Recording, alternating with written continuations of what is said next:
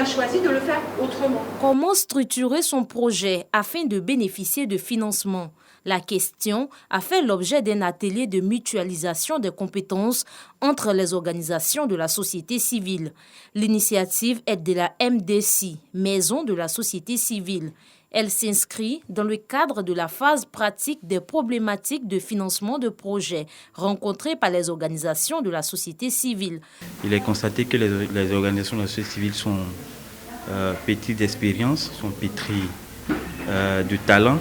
Et donc, ces expériences et ces compétences doivent être mutualisées entre les organisations elles-mêmes pour permettre à ce qu'elles puissent échanger leur expérience et se mettre au niveau des partenaires au développement.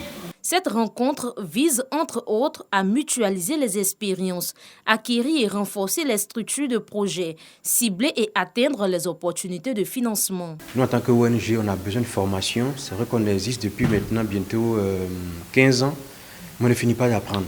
Et comme aujourd'hui, on vient, on apprend, il y a beaucoup de choses qu'on peut mettre sur pied pour être plus performant. On va pouvoir mieux nous documenter, mieux rédiger aussi nos projets pour être plus pertinents sur le marché. Cette formation va nous servir parce qu'on n'a pas forcément, on ne connaît pas forcément comment gérer les projets en tant qu'étudiante, puisque ce n'est pas forcément notre domaine. Mais puisque nous voulons servir la société, nous sommes obligés de nous former. Donc nous remercions vraiment la Maison de la société civile qui nous offre cette formation aujourd'hui gratuitement sur la gestion de projets. Créée en janvier dernier, la MDC, Maison de la société civile, a pour mission de proposer aux acteurs de la société civile de nouvelles méthodes pour optimiser leurs actions par la mutualisation des savoirs, compétences et ressources.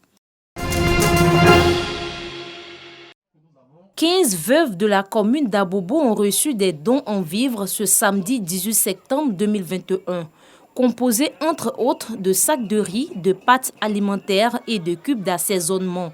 Ces dons visent à soulager ces veuves, mais également à contribuer au bien-être de leur famille. L'objectif, c'est de soulager la population et de vraiment soulager cette population qui attend vraiment de nous, les cadres de cette commune. Toujours aider et aider. Cette association All Back là est née, ça fait 3 mois de cela. Nous sommes à notre 3e action. Notre objectif, c'est de promouvoir la paix, le vivre ensemble, la solidarité et la cohésion sociale.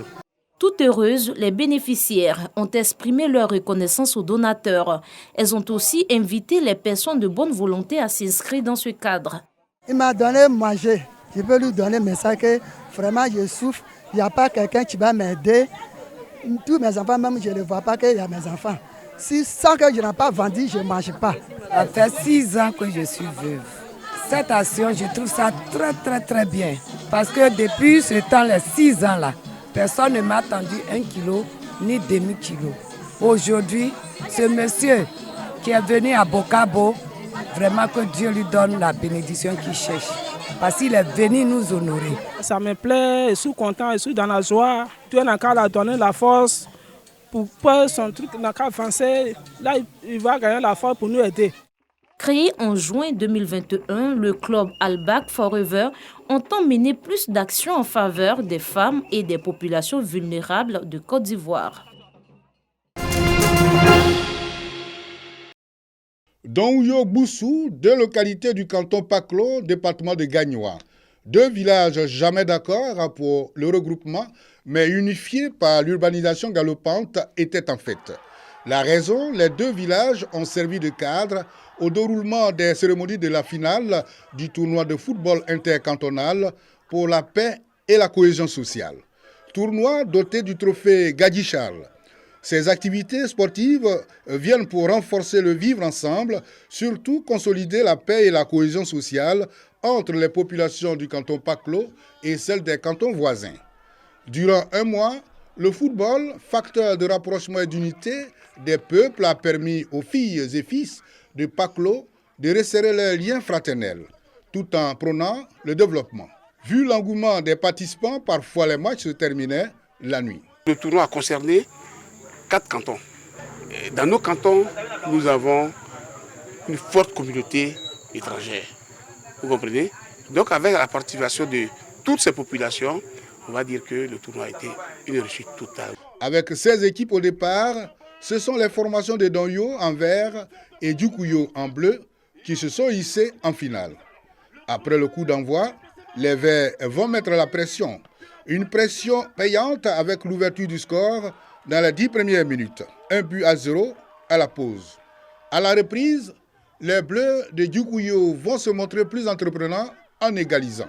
Les 90 minutes du temps réglementaire se sont achevées sur un score de 1 but partout. Les tirs au but vont départager les deux équipes. À ce jeu, ce sont les joueurs de Donyo qui sont sortis victorieux par 5 tirs contre 4. Parrains et autorités locales saluent l'initiative. On a voulu créer une cohésion, elle est là. Il y a quelquefois des hauts et des bas, mais au finish, tant mieux pour les deux cantons. Je souhaiterais donc que les autres cadres donc de la région prennent cela en exemple pour organiser ce genre de rencontres dans leur région. C'est très important et ça va nous amener à la paix. Personne ne viendra faire la paix à notre place. C'est nous, les cadres de cette région, qui pourraient donc nous battre pour mettre la paix entre donc tous ceux qui vivent dans cette région. L'équipe vainqueur a remporté le trophée plus une enveloppe de 500 000 francs CFA.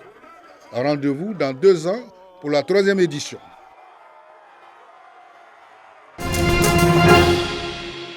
Rencontre d'échange ce vendredi 17 septembre 2021 entre François Albert Amichia et les patrons de presse du Côte d'Ivoire venus apporter leur soutien au COCAN. Des échanges empreints de convivialité au cours desquels Lassane Zoré et Patrice Yao, au nom des entreprises de presse, se disent prêts à jouer pleinement leur partition avant, pendant et après la compétition.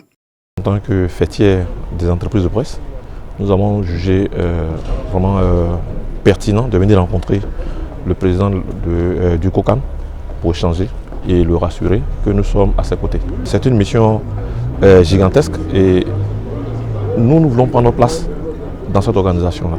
Je voudrais mettre à la disposition de COCAN nos espaces, aussi bien publicitaires, aussi bien éditorial, aussi bien digital, pour qu'ensemble on réussisse l'organisation de la COCAN telle que c'est conçu. Une démarche appréciée par François Albert Amichia qui en a profité pour présenter aux patrons de presse les avancées et les perspectives du COCAN 2023. Après 72 heures passées à Korogo dans le cadre de la visite des chantiers, le président du comité d'organisation de la CAN 2023 rassure quant à l'état d'avancement des travaux de construction des infrastructures. Nous avons été agréablement surpris par l'évolution des travaux à Korogo. Au niveau des infrastructures sportives, il y a un petit retard mais qui sera très vite rattrapé. Au niveau des infrastructures hôtelières, là, il n'y a aucun souci. Au niveau des infrastructures sanitaires, il y a un effort qui a été fait par le gouvernement et qui continue de le faire.